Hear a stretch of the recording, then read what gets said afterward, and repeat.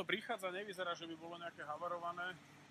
Dobre, samo je v poriadku, to je asi najdôležitejšie. Pozerám, že vlastne mu nič není.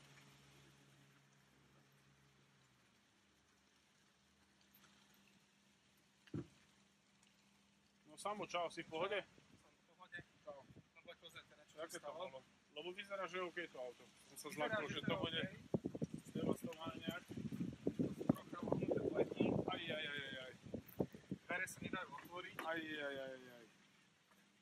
Takže máme to koľký, tretí deň. A ty si stal normálne na svetlách a na teba vyskočil.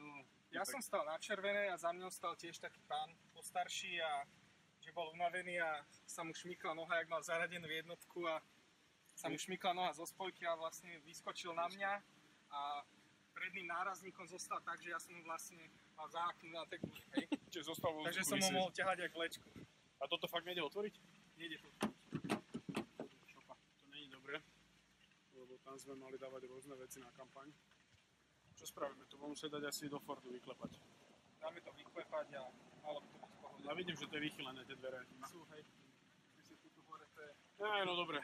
Ak sa len takéto veci budú diať, tak si myslím, že považujeme to za nejaký šťastný začiatok a odteraz už bude lepšie. Dobre. Hlavne som rád, že si opäť.